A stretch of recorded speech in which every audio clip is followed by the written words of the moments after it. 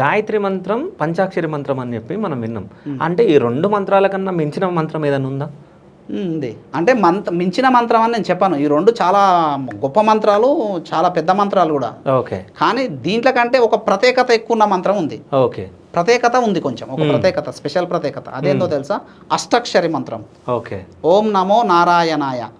ఈ మంత్రము ఎవరైతే ప్రేమతో, నిష్ఠతో, భక్తితో ఉదయం సాయంత్రం జపిస్తారో విష్ణువుతో సమానం అంట.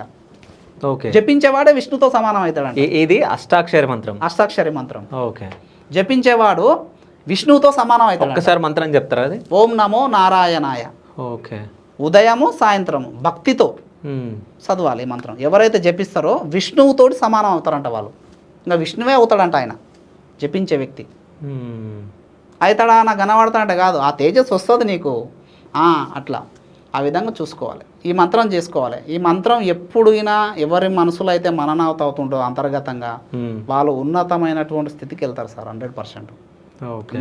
ఓం నమో నారాయణాయ, ఓం నమో నారాయణాయ పండుకున్నా లేస్తున్నా ఎప్పుడు ఇది మననాథ అవుతే 100%. ఎందుకంటే మానవ రూపంలో ఈ భూమి మీద పుట్టి ఆయన అన్నీ చేసిపోయిండు. ఆయన దశావతారాలు కదా విష్ణువు, రక్షకుడు, లోక రక్షకుడు. 100% ఆయన శక్తి ప్రజ్వలన జరుగుతుంది మనకు.